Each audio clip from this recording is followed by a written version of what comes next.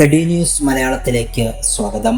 MBBS കോഴ്സുമായി ബന്ധപ്പെട്ട ഒരു വിഷയമാണ് നമ്മൾ ചർച്ചയ്ക്കെടുക്കുന്നത്. സംസ്ഥാനത്തെ തിരുവനന്തപുരം ഗവൺമെൻറ് മെഡിക്കൽ കോളേജിൽ MBBSന് അഡ്മിഷൻ കിട്ടാൻ നീറ്റ് പരീക്ഷയിൽ ഏത് റാങ്ക് വരെ നേടിയിരിക്കണം എന്നാണ് നമ്മൾ നോക്കുന്നത്. നമുക്കറിയാം, സംസ്ഥാനത്തെ വൈദ്യശാസ്ത്ര പഠന രംഗത്തെ കേരളത്തിലെ ഏറ്റവും പ്രധാനപ്പെട്ട സ്ഥാപനമാണ് തിരുവനന്തപുരം ഗവൺമെൻറ് മെഡിക്കൽ കോളേജ്.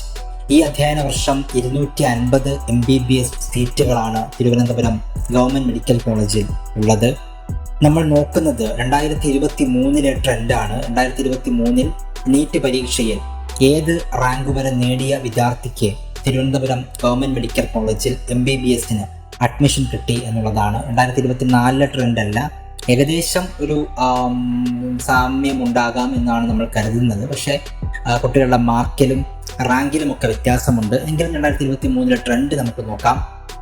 നമുക്കറിയാം, സംസ്ഥാനത്തെ MBBS പ്രവേശനം നടക്കുന്നത് നീറ്റ് പരീക്ഷയിൽ ഒരു കുട്ടിക്ക് ലഭിച്ച മാർക്കിൻ്റെ അടിസ്ഥാനത്തിൽ സംസ്ഥാന പ്രവേശന പരീക്ഷാ കമ്മീഷണർ ഇനി ഒരു റാങ്ക് ലിസ്റ്റ് പ്രസിദ്ധീകരിക്കും.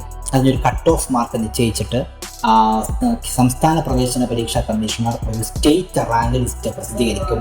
അതിൽ നിന്നാണ് കേരളത്തിലെ സർക്കാർ മെഡിക്കൽ കോളേജുകളിലേക്കും സ്വകാര്യ മെഡിക്കൽ കോളേജുകളിലേക്കുമൊക്കെ അഡ്മിഷൻ നടക്കുന്നത്. ഈ വർഷം അതിനുള്ള നടപടികൾ ഇതുവരെ തുടങ്ങിയിട്ടില്ല. അത് സംബന്ധിച്ച നോട്ടിഫിക്കേഷൻ പ്രവേശന പരീക്ഷാ കമ്മീഷണർ ഉടനെ പുറത്തിറക്കുമെന്നാണ് നമ്മൾ വിചാരിക്കുന്നത്. കഴിഞ്ഞ വർഷം 2023 ജനറൽ മെറിറ്റിൽ നീറ്റ് റാങ്ക് 4483 വരെ നേടിയ കുട്ടിക്ക് തിരുവനന്തപുരം ഗവൺമെൻറ് മെഡിക്കൽ കോളേജിൽ അഡ്മിഷൻ കിട്ടി. ആ കുട്ടിയുടെ സ്റ്റേറ്റ് റാങ്ക് അന്ന് 380 ആയിരുന്നു. നീറ്റ് ലഭിച്ച റാങ്ക് 4483 ആയിരുന്നു. സ്റ്റേറ്റ് റാങ്ക് 380 ആയിരുന്നു. ഇനി മറ്റ് വിഭാഗങ്ങൾ നോക്കിയാൽ, മുന്നോക്ക വിഭാഗങ്ങളിൽ സാമ്പത്തികമായി പിന്നോക്കം നിൽക്കുന്ന വിഭാഗങ്ങൾക്കായി രൂപീകരിച്ച EWS വിഭാഗത്തിൽ 16,355 നീറ്റ് റാങ്ക് നേടിയ കുട്ടിക്ക് വരെ തിരുവനന്തപുരം ഗവൺമെൻറ് മെഡിക്കൽ കോളേജിൽ അഡ്മിഷൻ കിട്ടി. ആ കുട്ടിയുടെ സ്റ്റേറ്റ് റാങ്ക് അന്ന് 1377 ആയിരുന്നു. ഇനി മറ്റ് വിഭാഗങ്ങൾ നോക്കിയാൽ, ഈഴവ വിഭാഗത്തിൽ 7085 നീറ്റ് റാങ്ക് നേടിയ കുട്ടിക്ക് തിരുവനന്തപുരത്ത് അഡ്മിഷൻ കിട്ടി. ആ കുട്ടിയുടെ സ്റ്റേറ്റ് റാങ്ക് 618 ആയിരുന്നു. മുസ്ലിം വിഭാഗത്തിൽ 5037 നീറ്റ് റാങ്ക് നേടിയ കുട്ടിക്കും അഡ്മിഷൻ കിട്ടി. 424 ആയിരുന്നു അതിൻ്റെ സ്റ്റേറ്റ് റാങ്ക്.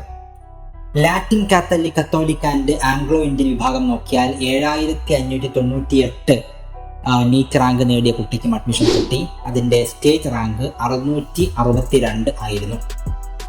ധീവര വിഭാഗം നോക്കുകയാണെങ്കിൽ 36,693 നീറ്റ് റാങ്ക് നേടിയ വിദ്യാർത്ഥിക്കും അഡ്മിഷൻ കിട്ടി. അത് സ്റ്റേറ്റ് റാങ്ക് 3200 ആയിരുന്നു. വിശ്വകർമ്മ വിഭാഗത്തിൽ 9148 നീറ്റ് റാങ്ക് നേടിയ കുട്ടിക്കും തിരുവനന്തപുരത്ത് അഡ്മിഷൻ കിട്ടി. സ്റ്റേറ്റ് റാങ്ക് വന്നത് 774 ആയിരുന്നു. അതർ ബാക്ക്വേർഡ് ക്രിസ്ത്യൻ വിഭാഗത്തിൽ 7567 നീറ്റ് റാങ്ക് നേടിയ വിദ്യാർത്ഥിക്കും തിരുവനന്തപുരത്ത് അഡ്മിഷൻ കിട്ടി. അത് സ്റ്റേറ്റ് റാങ്ക് അന്ന് വന്നത് 658 ആയിരുന്നു. SC വിഭാഗം നോക്കുകയാണെങ്കിൽ 83,393 നീറ്റ് റാങ്ക് നേടിയ കുട്ടിക്കും തിരുവനന്തപുരത്ത് അഡ്മിഷൻ കിട്ടി. സ്റ്റേറ്റ് റാങ്ക് അത് 7202 ആയിരുന്നു.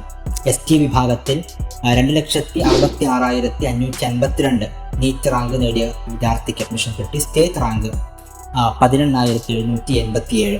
ഓരോ വിഭാഗത്തിൽ ഈ ഉയർന്ന റാങ്കുകൾ നേടുന്ന കുട്ടികളുടെ എണ്ണം കുറവാകുന്നത് കൊണ്ടാണ് താഴേക്കുള്ള റാങ്കിലുള്ള കുട്ടികൾക്കും അഡ്മിഷൻ കിട്ടുന്നത് എന്ന കാര്യമാണ് നമ്മൾ ശ്രദ്ധിക്കേണ്ടത്. 2023 ഒരു തിരുവനന്തപുരം ഗവൺമെൻറ് മെഡിക്കൽ കോളേജിൽ MBBSന് അഡ്മിഷൻ കിട്ടിയ കുട്ടികളുടെ ഒരു റാങ്കിൻ്റെ ഒരു ട്രെൻഡാണ് നമ്മൾ പറഞ്ഞത്. മറ്റൊരു വിഷയവുമായി വീണ്ടും കണ്ടുമുട്ടാം. അതുവരേക്കും ബൈ.